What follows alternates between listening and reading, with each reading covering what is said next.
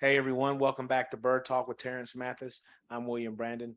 Please make sure you subscribe to the YouTube channel Atlanta Sports Unlimited and turn on those notifications so you don't miss an episode. This episode is brought to you by Prize Picks, the simplest sports fantasy game on the market. It's very simple. You can pick from multiple sports. And get this, if you use the code ASU, Prize Picks will 100% match your initial offer up to $100. You can download the app for free at the Google Play Store or the App Store. Well, Terrence, we got a lot to talk about today because a lot has transpired since our Right, last episode. Let's start with the Falcons training camp. Today right. was that first day of camp, and a source I spoke with said that the practice was only an hour and a half long. You're a guy that played in 2 days. That is literally where players had two practices in one day. Right. Is a 1.5 hour practice, is that normal or acceptable for the first day? Well, in today's game, it is. With the heat and everything, you're trying to get acclimated, and you probably said they should already been acclimated. They have mini camp OTAs whatsoever, but still, that first day of training camp, everybody's amped up, ready to go, and you're just trying to make sure nobody goes a little extra and pulls anything or have a collision where you may lose a guy for the season. So an hour and a half, that's sufficient for the first practice. And that heat is brutal. So you got to get acclimated to the heat a little bit. So that could have been part of it too, just Mhm. to adjust to the heat that first day. Yeah, and speaking of that heat, Mariota, he did speak with the media, and he spoke about various different things, which I'll touch on in a minute. But one of them was the Atlanta heat. You know, being from Hawaii, it's the temperature's a lot different from what he's Right, used to over here. right. And he said he's kind of getting acclimated to it. But can you speak on that as a professional athlete trying to deal with this Atlanta heat when you were in training camp? Well, here's the thing, man. I never complained about the heat. Hmm. As we talked before we came on air, I'm out there every day at 11 o'clock in the heat. It's 85, 90 degrees and training with my son. I always like to go to training camp because this is the time where you get in the best shape of your life. You Hmm. come in good shape. But when you go through training camp through this heat period and getting ready for the preseason and the regular season, this is the time where you get push your body to the limit and see how far you can go in this heat. And I think it prepares you for the season mentally and physically if you can deal with it. Yeah, I personally can't handle it. So I give them props. I'd be about to die just riding around in the car. Right. Marcus, he also talked about, he learned a lot from Derek Carr when he was in Vegas and Hmm. about reuniting with Arthur Smith. He said Right. that he feels very comfortable and confident in this Right. Arthur Smith offense. Well, you got to understand, this is where the guy started. This is Mhm. that he's comfortable with someone that he met for the first time when he entered the NFL. So, he should be comfortable. He understands it. He knows what's expected of him whatsoever. And you got to understand, Mariota been in the league for a while now, so he's acclimated to the culture of the NFL. So he's going to be more comfortable than a Ritter, So he understands what each day brings. He understands what each week brings. He understands what each games bring. So he's going to have a very big jump and competitive edge over Ritter from day one. Yeah, my source said that Ritter and Mariota are actually camp roomies. Is that unusual for a guy that you're battling for the job for? No, that's not unusual. That was done purposely. That was done purposely because here it is. This is one of the competitions that we talked about. Earlier this summer. We want to see this. So why not have the two guys that's competing for the starting job room together? Now, for me, if that's me, well, I had Tony Martin. We wouldn't compete against each other, but we were, playing the same position, opposite sides. But we would, at night or in the morning, we would make wagers of who had the most catches, who had the best routes during the day to make it fun. Yeah. So we competed against each other that way. So, and I bet at some point they're making wagers. I got $1 if I complete more passes than you whatsoever. That's what makes it fun, and that's what makes it competitive. Now, if I was their coach or if even I was a player on the team, I'd go to them and say, "Hey, look, as a veteran guy, hey, look, this is how y'all compete. Have fun with it. Put a pot up, put a wager up, and see who competes the best each day, and they win. And you become closer as teammates and friends but you're rooting for each other, whoever starts, because of that bond that you had connected with doing a mini camp. Yeah, I think that's cool. And what you're saying though about that, them having like a wager, because that Yeah, I think that would create that level of competition, and it's in a fun way. right. That they'll be able to get back each other like, oh, I did more Yeah, than you yeah, today. I can't believe that yeah, drop or yeah, that yeah, that overthrow yeah. you had and whatnot. Right. You're right. Yeah, I spoke with Terrence Moore, and he actually asked Mariota today. He just asked him what he felt his responsibility to mentor Ritter, and he basically said all veterans have that responsibility to do something like that. Even though he said some veterans disagree with that Right. approach. I You, agree with Mariota. When a young guy comes in, it is our job to catch him up to speed, mhm. because at some point he's going to play, and if we didn't do our job to prepare him to play, psychologically and physically and mentally about this game, we're going to fail. Yeah, So I wanted to be competitive. I want to teach him as much as I can teach him for him to compete at a high level, because we're all in this thing together.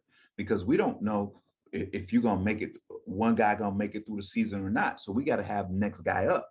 So I think that's a good thing. At the quarterback position, it's a different thing because that is the prize position. yeah. That is the position that everyone looks at for wins and losses or to be leaders. So and that's different. But at the end of the day, I always felt that if I'm teaching a guy younger than me, I'm learning too, because now I have to show him what I've told him.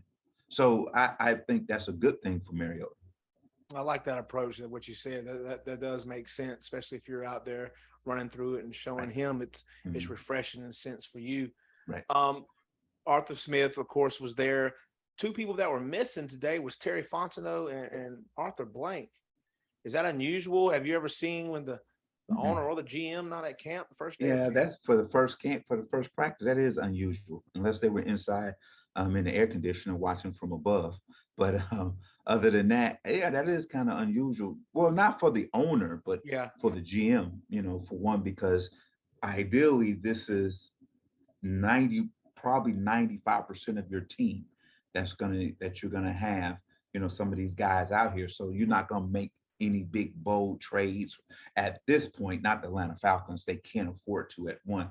So this is the team. So I would want to be out there to see what we assembled, and those guys that are on the bubble that I really got to evaluate to see if he's a fit or not, or if we do have to bring someone else in. I would want to be out there, even though it's day one, because day one is either you're scared hmm, or you're confident. So that's what you want to see. You want to see which guys right away that's ready to go, which guys a little bit hesitant. Whatsoever. We had a thing when I played in the NFL is, when you're a rookie, you can have, like we had 2 days, like you said, 3 weeks going 2 days. You can have a bad practice the first practice, but you can't come back to second practice and have two in a row.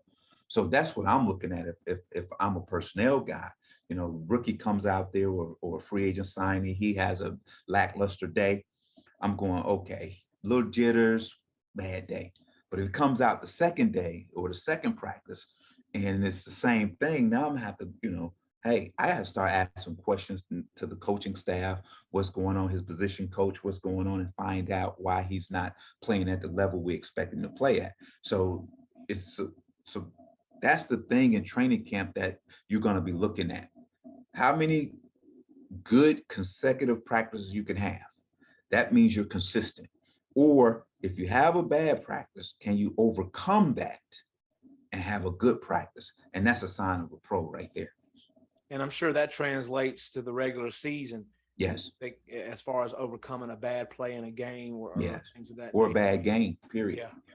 I know what I wanted. I know what it was I wanted to speak about.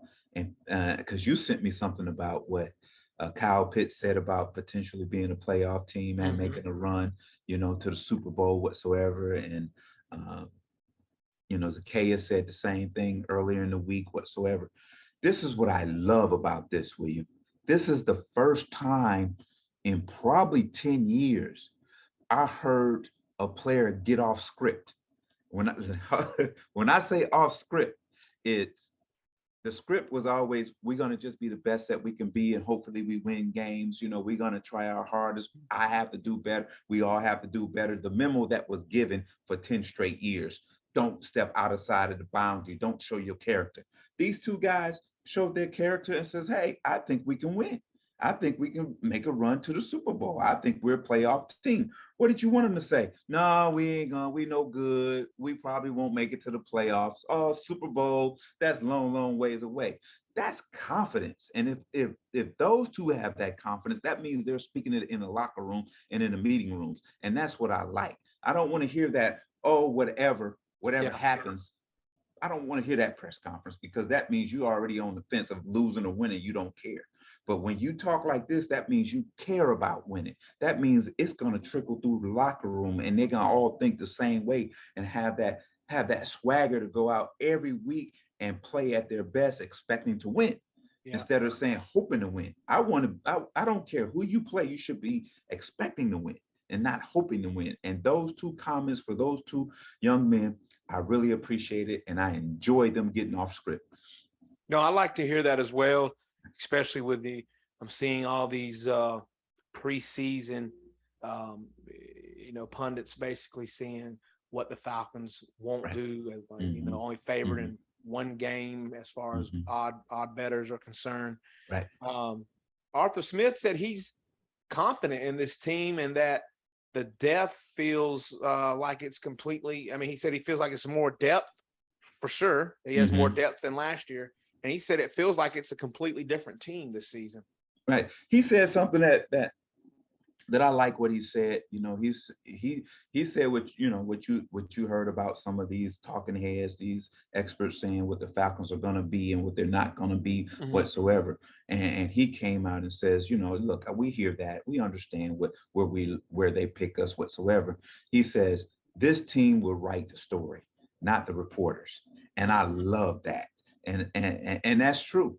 You know, before this team is even lined up, of course, I can go back to 1997 when Dan Reeves took over this football team, and we weren't expected to do anything, and then we finished the season strong. Then we come back the next year, we weren't on anybody's radar. Yeah. It was like, hey, this team is a below 500 team. They won't win. All we did was Come what? on to Went the Super Bowl. 14-2, Yeah. right? Go to the Super Bowl. So he and it was, they talked about, oh, this is a bunch of rejects from free agents from other teams, and it's a young team, and there's a bunch of guys that's been in a losing organization and this and that. But we all came together. You know why? Because all it took was a veteran guy that says, hey, we're gonna win. Mhm. We're gonna win. We can make it to the Super Bowl. That's your Eugene Robinsons, your Cornelius Bennett's, your uh, uh, Tony Martins, and all those guys. Those guys that came in that have won and been to the Super Bowl and says, hey man, you guys are good enough to do that. Let's put it together. And we believe that from day one. And I like uh, Kyle Pitts has said, and I'm gonna ride with him. I'm gonna ride with him until you prove me wrong. That's all you can say. You can doubt all you want. You can bash this team all you want, but until they show us, you got to believe. No, 100%. Like I said, I still feel like it's a renewed energy Right. around this team. And Hmm. again, it's only day one, but everybody seems to be fired up, so to Right. speak, to play and prove Hmm. themselves. Every Right. guy they kind of put a microphone in front of kind of speaks to that same mind frame. They've got something to prove. I Right. mean, Mariota himself, coming Right. from a backup and Hmm. once being a top pick, Right. he said himself, he's got more than just himself. He's got to prove it to people that believe in him, probably Right. family members and things of that who Right. know that he's a lot better player than what he's Right. shown. So Right. I think a lot of these guys are ready to prove they've got more to offer and still a lot Yeah. of left. Well, I'll be out there Saturday morning, so I get a chance to take a sneak peek. And the one unit I'm gonna be watching is the wide receivers. Mm-hmm. Because here's the thing, and this is, as we talked about it before it. Here's the thing: the competition in every room is key. You know, we want to see what this defensive line is gonna look like. Mm-hmm. We want to see what these new linebackers who come in that fits a Dean P's defense, what are they going to do? We don't have any questions on these corners.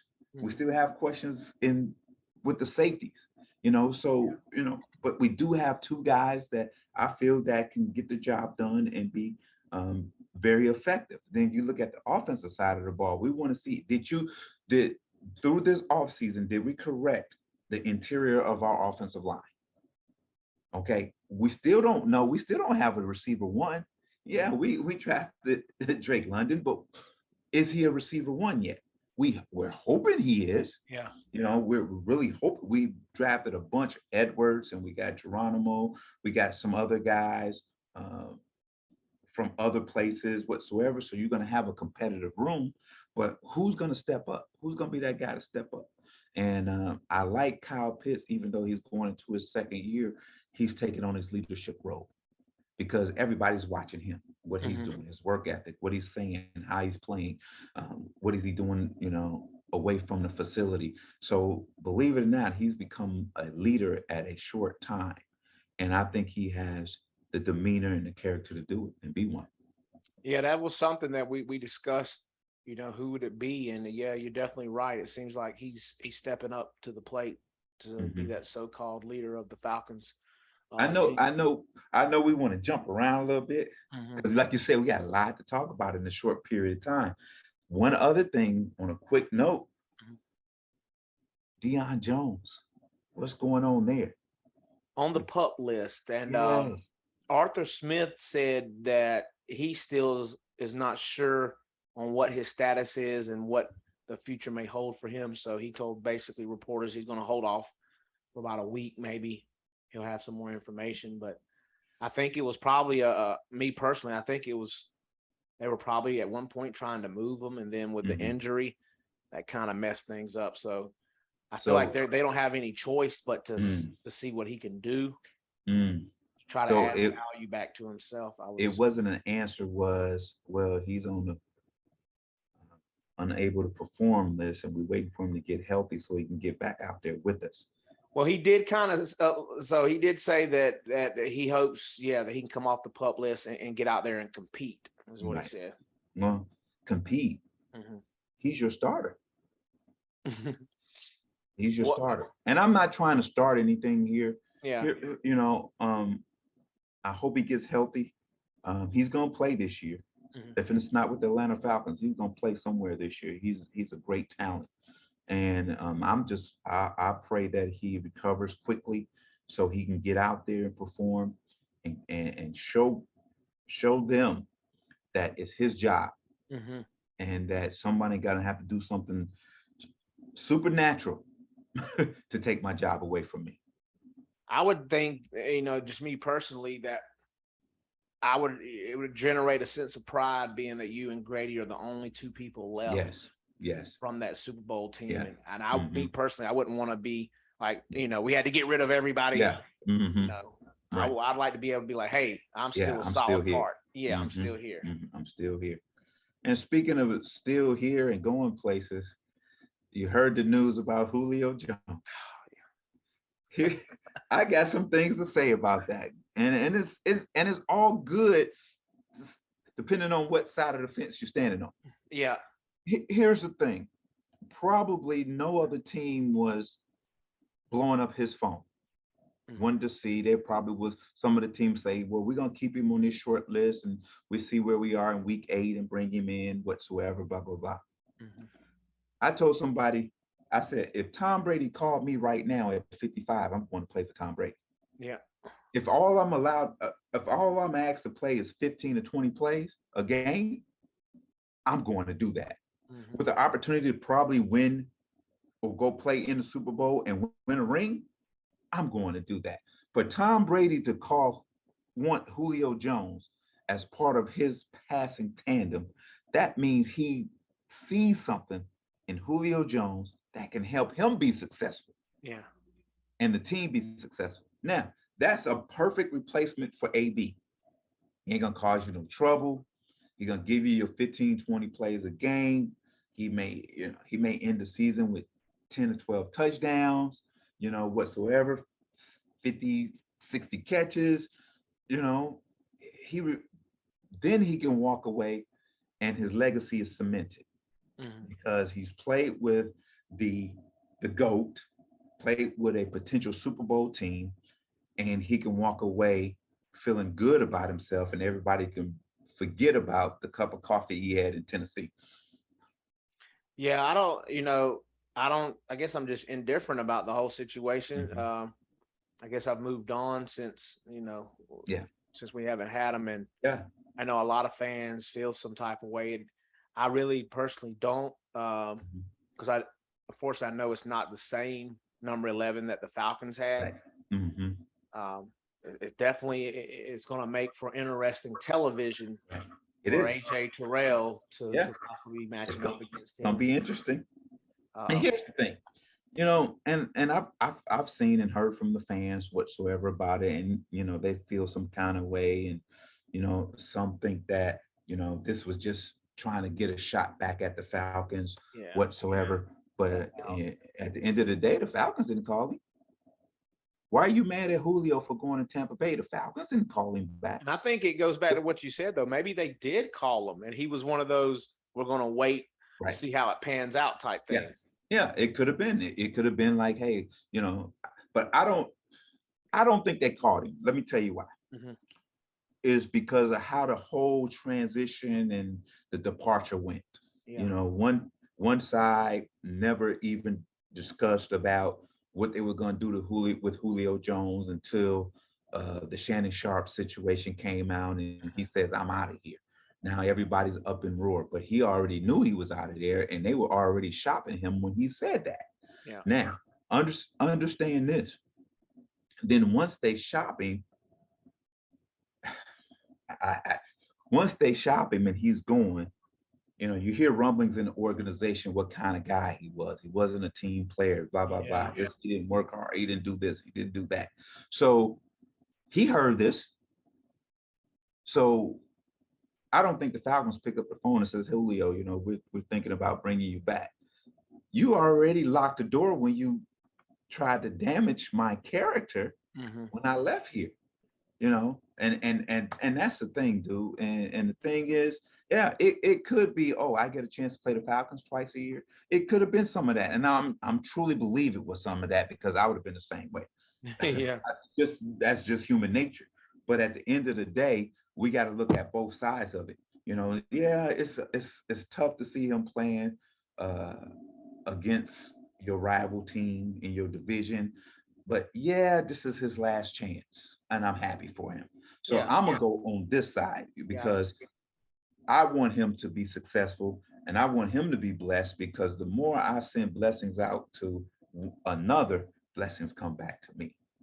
So I'm gonna applaud him for, come on, he's arguably what, the second best receiver in Falcon history behind me.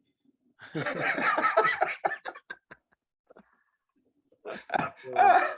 I had to say that. He's arguably the best wide receiver the Falcons, in Falcon history. So, hey, I'm gonna applaud him. Hmm. Yeah, I'm like the fans. Like he was a free agent. Mhm. He still wants to earn a living.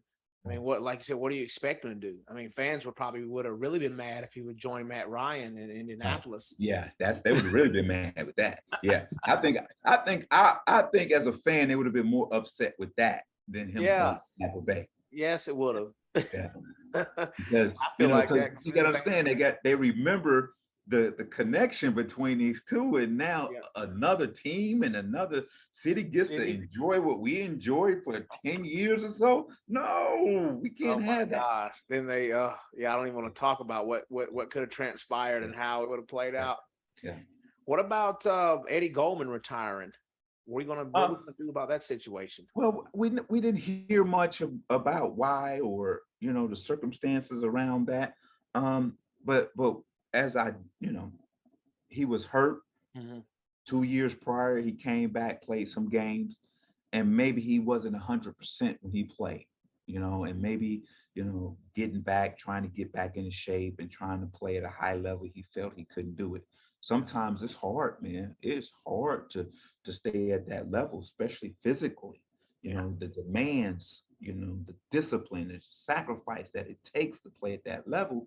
Sometimes and then if you're a young guy with a young family, it's really really hard because now you move into a new city and you're trying to bring your family along and trying to it's tough. So I never told, I don't tell this story a lot, but I told it, I tell it every once in a while. In 1998, the night before it was time to go to training camp, I was just newly married, Mhm. and we were sitting on the couch, and I was laying in my wife's lap, and I looked up to her and said, I don't feel like playing this year. I don't feel like going to camp. I don't feel like going through it again. I'm newly married. I want to be home with my wife. And she looked at me and said, Hey, look, go to camp. If you don't like it after a week or so, retire. Yeah. All we did was go to the Super Bowl that year. Mhm. So, but what I'm saying is, I Thank you, Miss Mathis. understand. I under, I understand how hard it is, to try to get up. But once I got to camp, I was, you hear players all the time talk about camp, but Yeah. once they get to camp, they love it. It's like, the heat, the two a day, blah, blah, blah, this and that, away from my family. But that's the time you need away from your family. Your family probably telling you, go, get away, go, whatsoever. But I used to love training camp. Well, since you brought that up, you live close to camp. You couldn't like go and then leave, or you have to stay on the grounds. Well, when we had camp in Swanee, I would, she'll come up at night before curfew and we'll sit in the lobby and talk whatsoever. Okay. Sometimes when we have, doing lunch, she'll come and we'll have lunch whatsoever. And then sometimes I would, you know, we would have an evening off where after that practice, practice ends about 5:30. We Mhm. had nothing until curfew at 11.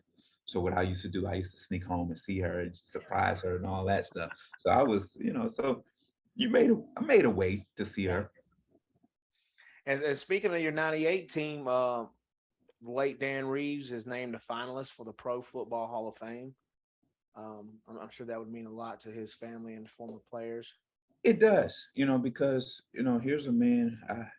What has it been to 4 or 5 Super Bowls?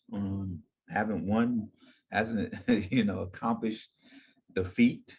That a lot of coaches have coached and have never been in a Super Bowl. Yeah. He's done it with 2 different teams in different eras, during different times, and he got it done. And I think deservingly he should be on the list of finalists for the Pro Football Hall of Fame.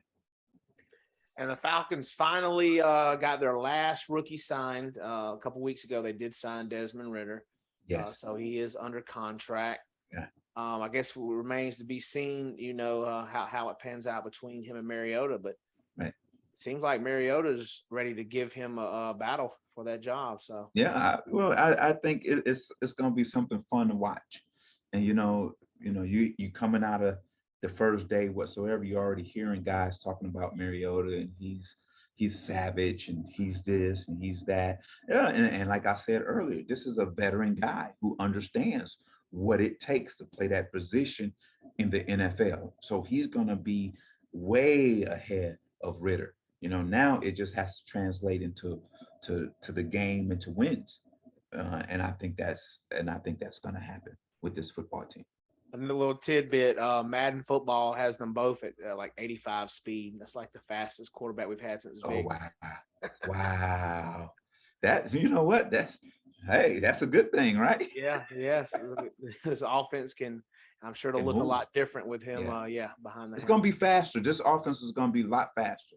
Yeah, I think it's exactly. Yeah. it's going to have some physicalness to it, but it's going to have a lot of speed to it, and and a lot of size from Mhm. sideline to sideline, from front to back. So I'm excited to see what's going to happen. At the end of the day, we just hope everyone stays healthy, everybody stays on board, um, and the key is stick together, man. Good or bad, root for each other, and you'll be fine. What you want to end the show with today, T? I'm gonna keep it simple. As I said earlier about the Julio Jones situation, is this: You know, when you see at your job, in your neighborhood, wherever you go, when you see someone get blessed, applaud them, pat them on the back, and say, say, hey, congratulations. Here's the thing. I have uh, Gary Downs, who played with me with the Falcons. His son Caleb Downs is committed to the University of Alabama. I knew this boy when he was in his mama's belly. It's a family thing. And I called Gary, and we talked for about 30 minutes, and we congratulating each other whatsoever. And my son is not at that level. He's at Charleston Southern playing football. But the thing is, I'm not bitter about that. Every time guys that I play with, their kids get offers or commit places whatsoever, I'm applauding them, calling them, and congratulating them, because I know if I continue to do that, sooner or later something's good going to happen for me and my family. And if you keep saying, "Oh, he doesn't deserve that, she doesn't deserve that, why not me? Why not me?" And God's going to say, "No, I'm never going to give it to you. You should be happy for your fellow man and your fellow sister, your brothers and sisters, because they're part of me and you're part of me. So if I can do it for them, I'm gonna do it for you. Just wait your turn." Right That's all on. I got to say. Everyone, as he said, this Saturday he will be at training camp. So come out there and see Coach Mathis in live in the flesh. I might run and cross the ropes and start coaching. They might have to Okay. call security on me. That'll be great. That'll be great. Yeah. Everybody, That'll be all over the place. That'll be yeah, it over would. everything. It Yeah. would go viral for Me running sure. from security. Right? No, they shouldn't do that to you. You're the third time all-time leading receiver in this organization. You, So you never know. You never know. But yeah. yeah, it's gonna be a fun day. I'm gonna be out there just for an hour or so, just to check out things, meet some fans and whatsoever, shake some hands, kiss babies, take pictures, sign autographs. All But right. don't ask me for any money. I might get you for some. Y'all have a great day, everyone. Thank you for tuning in. All right.